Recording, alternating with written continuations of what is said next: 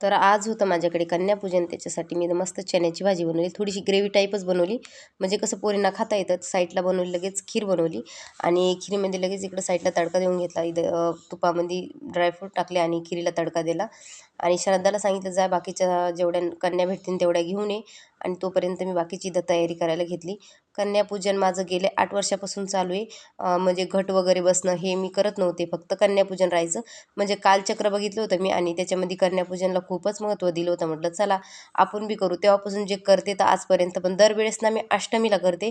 ह्या वेळेस ना माझ्याकडून लेट झालं जरा. कालच्या दिवशी माझ्याकडं होम ते भरपूर होतं, तर म्हटलं जाऊ दे आता दुसऱ्या दिवशी करते. पण आज करत होते. तसं मी सर्वांना विचारलं होतं दुसऱ्या दिवशी चालन का, सगळ्या बोलल्या चालतं, एका दिवशी एवढी काही धावपळ करू नको. तर म्हटलं चालन, मग मी आज करणार आहे.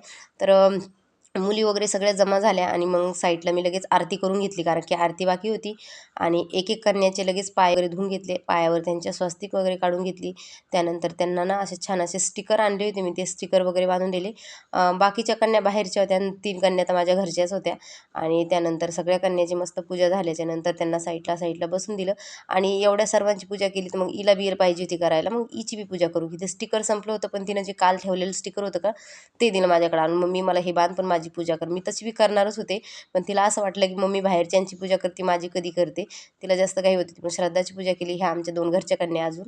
आणि त्यानंतर बाकींना सगळ्यांना जेवायला दिलं. त्यानंतर सगळ्या पुढं थोडा थोडा कापूर ठेवून आणि लावून दिला आणि पोरींना म्हणलं जेवण करून घ्या. त्यानंतर साईडला मी माझ्यासाठी फराळाचं बनवलं.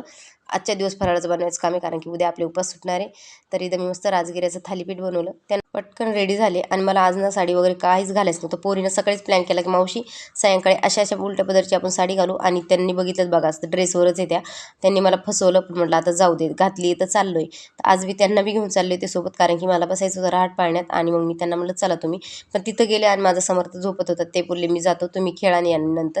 तर मग थोडासा गरबा खेळायच्या नंतर म्हटलं पोरींना चला जाऊन येऊ. तर इथं आलो तर श्रद्धाचा मूड खराब झाला होता, कारण की तिला मी म्हटलं होळीत बसायचं, तर म्हटलं मला बसून देत. तशी बी तिची तब्येत खराब होती. तिला म्हटलं आजच्या दिवस काय तू बसू नको, उद्या बसू दे, कारण की आहे म्हटलं अजून 2 दिवस. आणि ती ऐकली आणि साईडला उभा राहिली.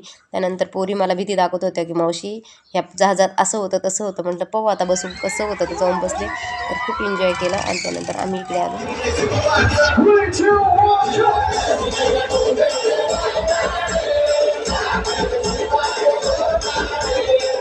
तसं मी श्रद्धाला छोट्या मोठ्या पाळण्यात बसवणार होते, पण पाऊस चालू झाला ना, आम्ही इकडं आलो. तिला सांगितलं उद्या बसू, ती हो बोलली.